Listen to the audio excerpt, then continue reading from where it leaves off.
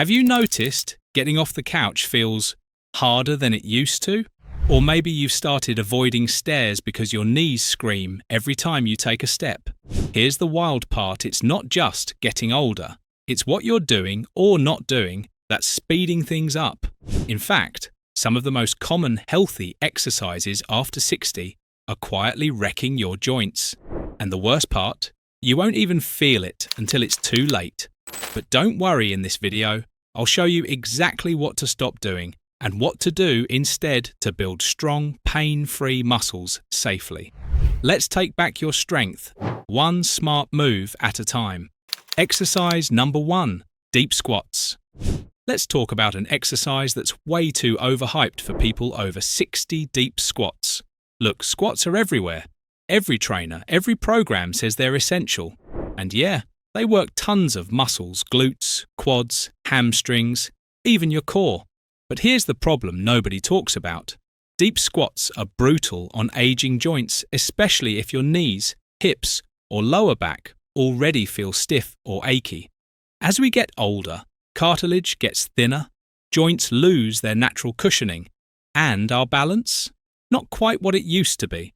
Dropping down into a deep squat forces your knees into extreme angles and slams pressure straight onto your kneecaps.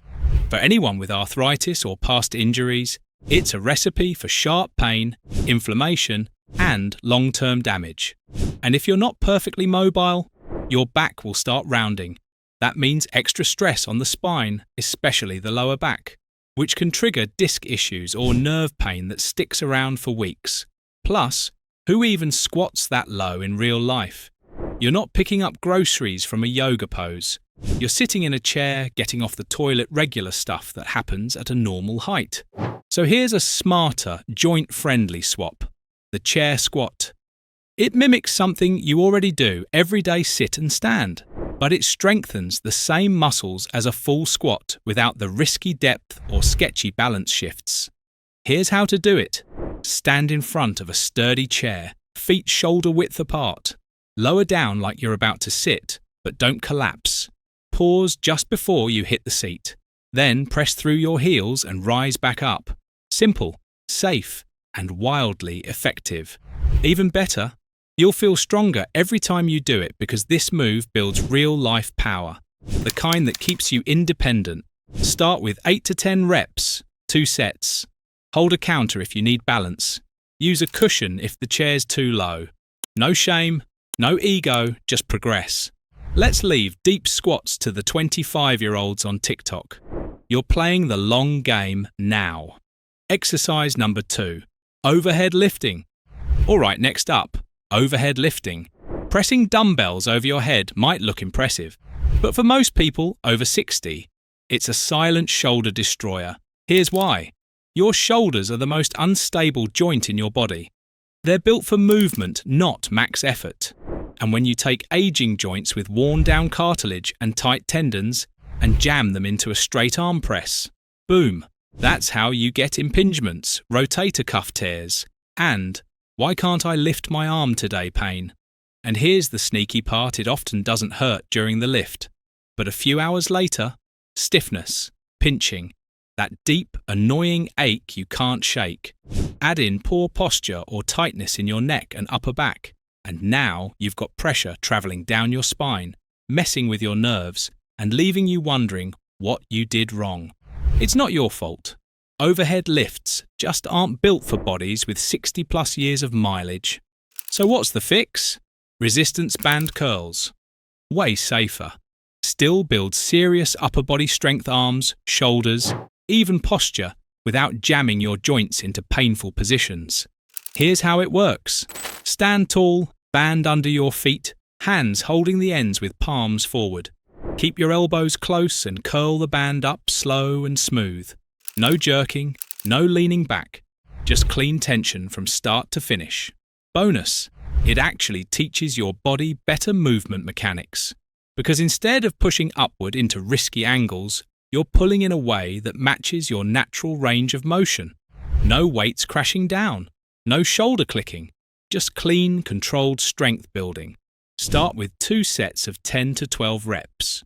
Do it standing or seated, whatever keeps you steady. And the best part? Bands are cheap, light, and travel anywhere. So whether you're at home, on a walk, or at the park, you can train safely, on your terms. Forget military presses. This is strength that protects and performs. Exercise number 3, high-impact running. And finally, let's talk about the holy grail of fitness running. You've heard it your whole life. If you want to stay in shape, just go for a run. But if you're over 60, that advice might be doing way more harm than good. Here's the truth. Every time your foot hits the ground while running, your joints absorb 2 to 3 times your body weight in force. Think about that for a second. Knees, hips, ankles, spine getting hammered over and over. When you were younger, your joints could bounce back. But now, the shock doesn't just go away, it builds up. And it shows up as sore knees, tight hips, heel pain, shin splints, or worse, a fall that leads to months of recovery. Balance and reaction time also slow down with age, and one wrong step on uneven pavement, that's not just a stumble. That's a cracked wrist, a busted hip, or a trip to the ER. And yet, so many people over 60 feel like not running means they're giving up. Spoiler, it doesn't. In fact, the smarter move is to replace running with something that gives you all the benefits without the risk. Enter brisk walking. Seriously, walking is criminally underrated. It boosts your heart health, improves blood pressure, balances blood sugar, strengthens your bones and muscles, and unlike running, it doesn't leave your joints screaming the next day. Here's how to get started. Start with 10 to 15 minutes a day. Build up to 30 minutes most days of the week. Choose smooth, even ground and wear shoes with real support. Add walking poles or a friend if you want more stability and more fun. Want to level it up? Try interval walking mix in short bursts of faster pace to challenge your heart without overloading your body. Plus, walking's a game changer for your brain and mood. It clears your head, reduces anxiety, improves sleep, and may even slow cognitive decline. Bottom line, running might feel tough, but walking smart is tougher because it shows you're training for life, not ego. That's it, 3 exercises to ditch and 3 smarter ones to take their place. Because getting older doesn't mean getting weaker, it just means training wiser. Skip the stuff that breaks you down. Do the moves that build you up safely, consistently, and for the long haul. If this video helped you feel more confident about moving pain-free, go ahead and tap like, hit subscribe, and share it with someone else who needs this. Your strength isn't gone, it's just waiting on the right plan. Let's keep moving smarter, safer, and stronger every step of the way.